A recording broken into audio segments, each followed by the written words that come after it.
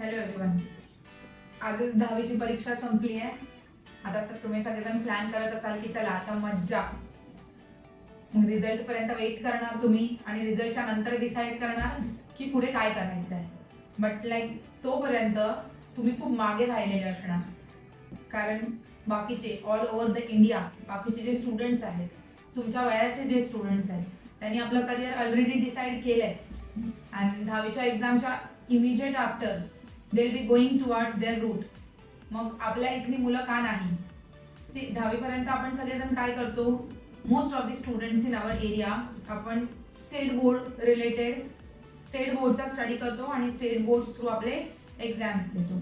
पण जी मुलं 10वी नंतर कॉम्पिटिटिव्ह एक्झाम्समध्ये आपलं करिअर करण्यामध्ये इंटरेस्टेड आहेत, तर या ज्या कॉम्पिटिटिव्ह एक्झाम्स असतात त्या एक्झाम्स असतात तर 12th नंतर किंवा तुमची 12th ची बोर्ड एक्झामच्या त्या मीनवाईल पिरियडमध्ये त्या एक्झाम्स असतात.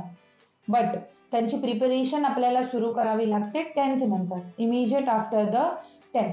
कारण मॅक्झिमम एक्झाम्स ज्या आहेत, मेजॉरिटी एक्झाम्स आपण म्हणू शकतो, त्यांच्यासाठी सिलेबस जो आहे तो 11th आणि 12th या दोन्ही इयरचा कंबाईन करून कॉम्पिटिटिव्ह एक्झाम्समध्ये येतं. तर कॉम्पिटिटिव्ह एक्झाम्स कुठल्या? तर आपल्याकडे आहेत नाटा, आयसरची एक्झाम आहे, NDA आहे, IMU CET आहे, बिटसॅट आहे, LPU ची एक्झाम आहे, VIT EEE आहे, देन JEE आहे, नीट आहे, नर्सिंगची CET आहे, आपली महाराष्ट्र बोर्डची CET आहे आणि प्रत्येक स्टेटची इंडिव्हिज्युअल CET आहे. तुम्ही कुठली पण कॉम्पिटिटिव्ह एक्झाम देऊन तुम्हाला हवं ते करिअर सिलेक्ट करू शकता. मग ह्या ज्या सगळ्या एक्झाम्स आहेत, या सगळ्या एक्झाम्स येतात NTA अंडर आणि NTA काम करतं NCERT सिलेबसवरती. मग जे CBSE ला आहेत त्यांना तर NCERT सिलेबसचा आयडिया असतो, पण आपल्या इथल्या मुलांचं काय, जी सगळीजण स्टेट बोर्डचा अभ्यास करून स्टेट बोर्ड थ्रू एक्झाम्स देतात, त्यांच्यासाठी आम्ही घेऊन आलोय फाउंडेशन कोर्स. तर फाउंडेशन कोर्स का इम्पॉर्टंट आहे की फाउंडेशन कोर्समध्ये आपण NCERTच्या बेसिक थिंग्स शिकतो.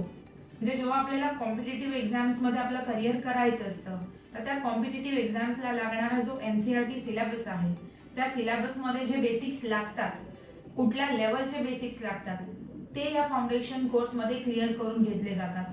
प्लस तुमचा पॉइंट ऑफ इंटरेस्ट कुठल्या फील्डमध्ये आहे आणि आपल्याला कुठे करिअर करायचं आहे, तुमचा टिल्ट कुठे आहे, हे तुम्हाला फाउंडेशन कोर्स केल्यानंतर आयडिया येतो. तो फाउंडेशन कोर्स आम्ही तुमच्यासाठी घेऊन आलो अगदी फ्री ऑफ कॉस्ट.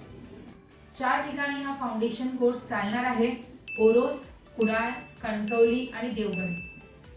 तर शुभारंभ अकॅडमी तुमच्यासाठी ही अपॉर्च्युनिटी घेऊन आली आहे आणि हा कोर्स फ्री आहे. So don't miss the opportunity, join करा.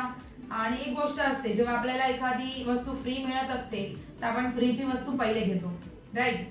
मग जर आता तुमच्या करिअरशी रिलेटेड एवढी इम्पॉर्टंट की तुम्हाला फ्रीमध्ये मिळते, तर वाय टू वेट फॉर दिस? आपली सीट आजच बुक करा, फाउंडेशन कोर्स जॉईन करा आणि आपल्या फ्युचरसाठी फर्स्ट स्टेप घ्या. थँक्यू.